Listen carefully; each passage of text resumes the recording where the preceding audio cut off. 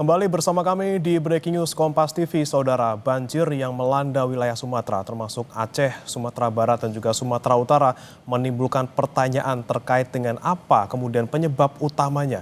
Apakah murni dari pengaruh iklim dan juga cuaca, ataukah ada ulah manusia yang tercampur di dalamnya? Kita akan tanyakan kepada Dwi Korita Karnawati, Guru Besar Teknik Geologi dan Lingkungan Universitas Gadjah Mada. Selamat sore, Bu Dwi Korita.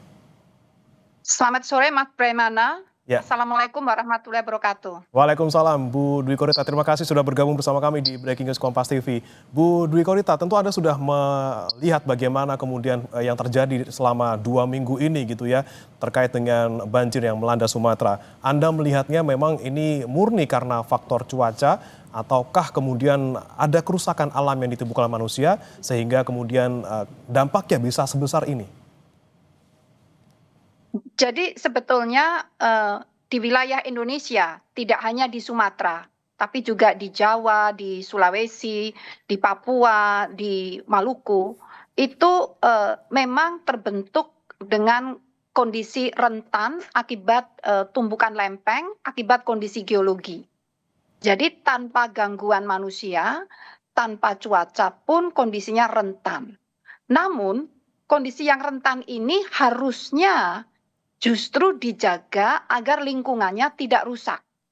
Nah, agar lingkungannya tidak rusak. Nah, ini kemudian juga pengaruh cuaca itu adalah memicu terjadinya banjir bandang dan longsor tadi.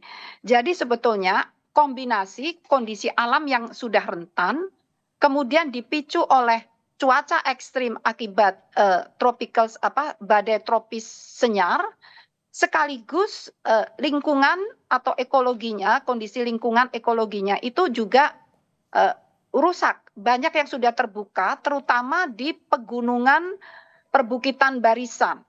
Itu memang sudah rapuh, tapi hutannya yang biasanya menjaga yang rapuh itu menjadi lebih kuat, kalau terbuka, terlepas, akibatnya menjadi rapuh, lebih rapuh daripada awalnya. Dan kebetulan badai tropisnya, badai senyar, itu pun juga menurut para pakar meteorologi, itu juga mengalami anomali. Lebih ekstrim dan polanya juga tidak seperti pola normalnya, dan justru tumbuh di daerah tropis, yang semestinya badai tropis itu tidak akan masuk ke zona tropis, tetapi akan membalik ya, kalau udah akan menembus zona tropis itu akan membalik.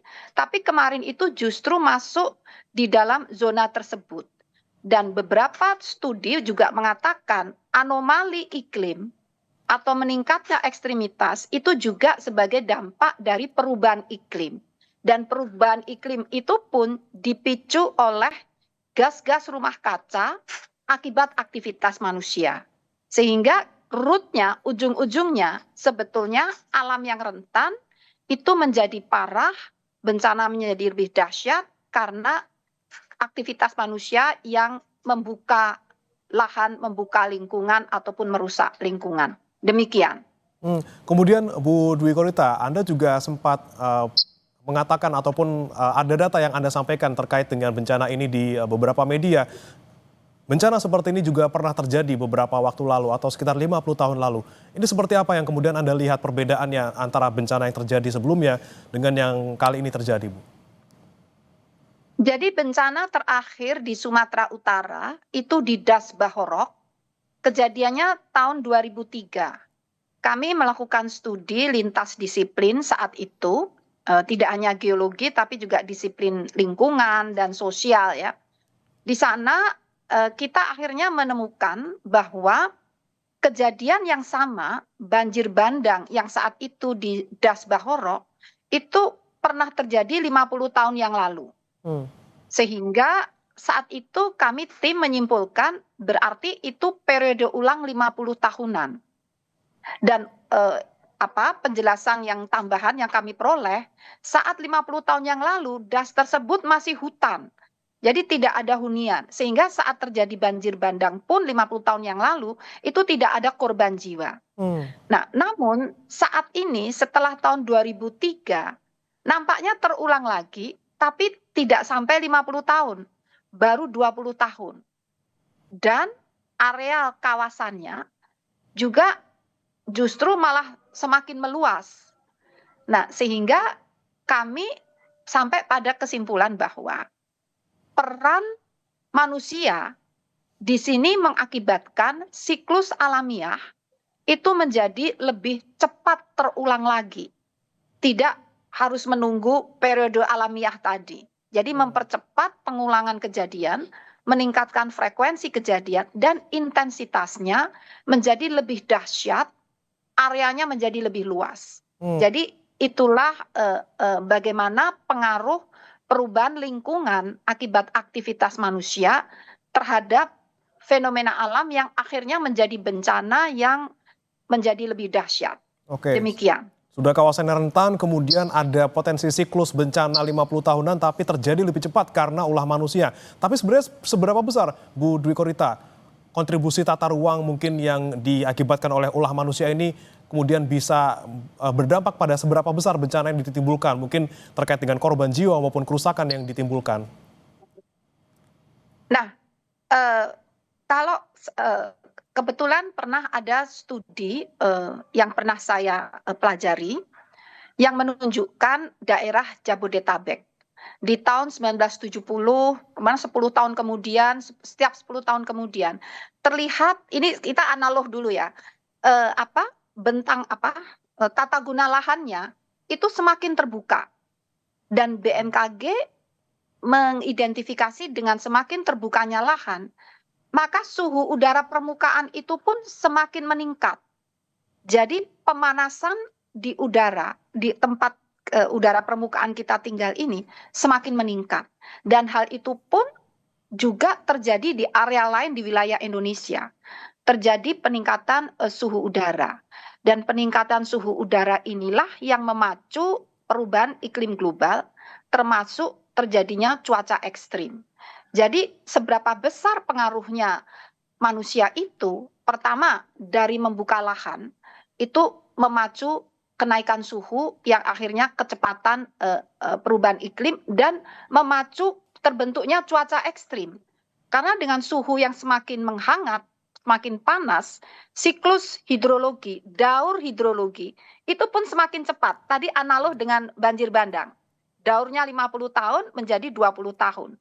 Siklus hidrologi pun menjadi semakin terpacu dan intensitas pertumbuhan awan-awan juga menjadi semakin masif dan akan semakin parah apabila mengakibatkan bencana. Selain itu, tata guna lahan itu tampaknya tidak memperhatikan bahwa lahan-lahan itu ada yang zona merah. Sudah ada peta-peta bahaya dari Badan Geologi yang menunjukkan zona rawan bencana. Itu sudah ada. Dari BNPB juga sudah ada. Namun seberapa jauh itu dipatuhi dalam tata ruang. Jadi poinnya, tata ruang pun kurang ya, atau tidak memperhatikan zona-zona merah. Karena kalau saya amati dari video udara yang tampak di bencana ini, tipikal sekali bahwa lahan-lahan yang terlanda banjir bandang itu sebetulnya adalah kipas-kipas aluvial. Yang ilmu geologi mengatakan kipas aluvial, yaitu bahasa mudahnya adalah kumpulan endapan banjir bandang purba. Jadi daerah-daerah tersebut sebetulnya memang lokasi yang dimana banjir bandang itu memang lewat di situ. Yaitu tuh endapan-endapan banjir bandang purba. Sehingga tata ruang yang ada saat ini yang mengkondisikan daerah tersebut untuk permukiman, itu ya itulah melesetnya di sana. Karena permukiman muncul di zona-zona yang harusnya dihindari. Seperti itu. Jadi itulah tadi pertanyaannya, seberapa besar pengaruh tata guna lahan, tata ruang terhadap bencana ini.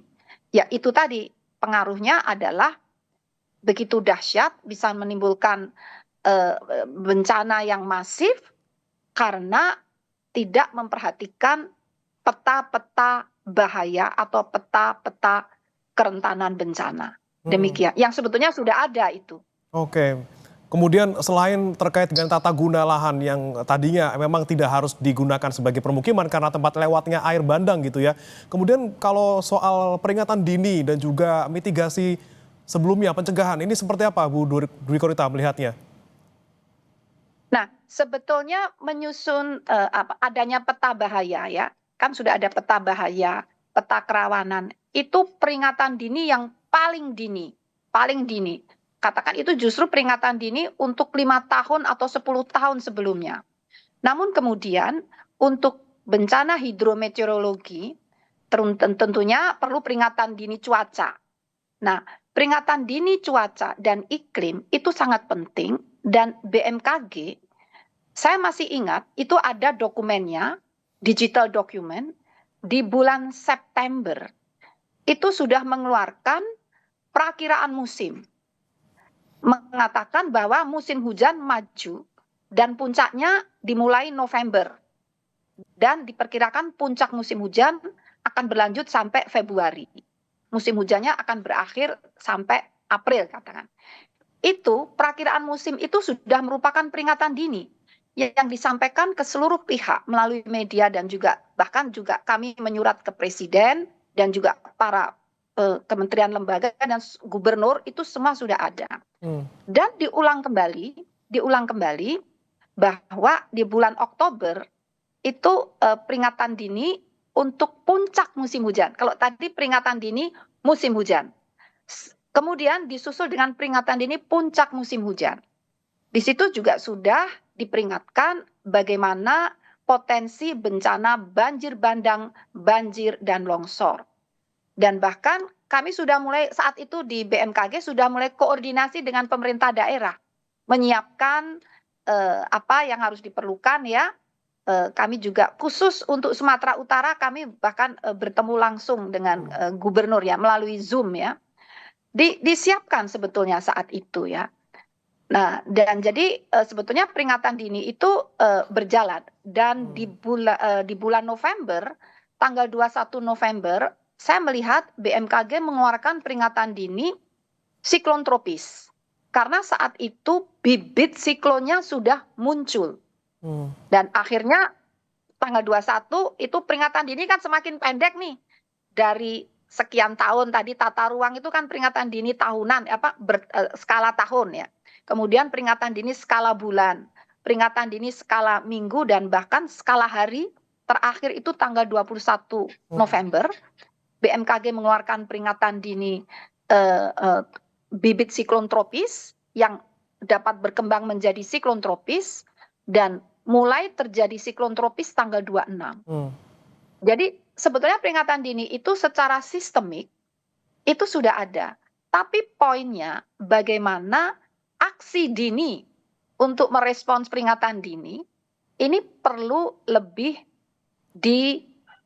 digalakkan ya. Jadi setelah menerima peringatan dini, itu apa yang harus dilakukan? Nah, ini dia Bu Dwi Korita. Memang kalau dari kepala daerah sudah diberikan peringatan dini, sudah ikut rapat juga, tapi bagaimana kemudian bisa menyampaikan ke masyarakat yang mungkin tidak tahu apa-apa atau tidak tahu untuk berbuat apa dalam keadaan seperti ini, sehingga akhirnya mereka gelagapan dan juga akhirnya banyak korban yang timbul akibat kejadian ini. Saran Ibu seperti apa Bu? Untuk kemudian bisa dari kepala daerah bisa langsung menyampaikan ataupun menerjemahkan peringatan dini ini langsung ke masyarakat. Iya, sebetulnya edukasi dan literasi tentang kebencanaan nampaknya masih perlu terus digalakkan ya. Jadi apalagi sampai ke masyarakat dan edukasi itu kan tidak harus dalam bentuk sekolah ya. Bisa melalui sosial media, bisa melalui media-media interaktif lainnya. Dan jadi ini mungkin yang perlu ditingkatkan adalah bagaimana literasi dan edukasi tadi. Dan kadang-kadang mungkin komunikasinya perlu juga ditingkatkan. Sebagai contoh saat banjir di Bekasi, itu kami juga koordinasi dengan BPPD dan ternyata sudah ada ronda di komplek-komplek ya. Dan salah satu penghuni itu menyampaikan sudah mendengar ada peringatan siaga, siaga, siaga. Nah, namun ternyata kata siaga itu tidak dipahami. Jadi kembali tidur lagi karena waktu itu sedang bulan puasa ya, mau sahur gitu ya. Setelah sahur ya tidur lagi, bangun tidur airnya udah naik. Jadi komunikasi itu juga menurut kami juga perlu kita tingkatkan bersama. Kata siaga itu barangkali harus dijabarkan evakuasi keluar dari area itu ya. Tapi kalau hanya siaga kan kita nggak ngerti siaga itu apa ya. Jadi harus lebih apa ya, bahasanya lebih bahasa yang bahasa masyarakat kali, bukan bahasa yang seperti itu tadi, apa, Oke. tidak begitu jelas gitu Ya, ya. pola Demikian. komunikasi yang straight to the point ya, yang sederhana bisa dipahami oleh seluruh Iya, masyarakat, itu iya, bisa membuat iya, mereka juga bisa secara langsung gitu ya, mengevakuasi diri jika ada menindaklanjuti. bencana Betul, seperti itu. Selain komunikasi tentunya betul. tadi secara garis besar juga Bu, terkait dengan tata ruang, jangan sampai membangun permukiman di tempat yang rawan untuk dilewati air bandang, kemudian juga bagaimana menjaga hulu tentunya ya Bu ya, agar Iya, air tidak das langsung turun ke bawah. Dan ini menjadi pelajaran kita bersama, Bu Dwi Korita. Semoga kedepannya kita juga bisa lebih waspada untuk menghadapi bencana. Terima kasih Bu Dwi Korita Karnawati, Guru Besar Teknik Geologi dan juga Lingkungan Universitas Gadjah Mada sudah bergabung bersama kami di Breaking News. Selamat sore, Bu. selamat sore.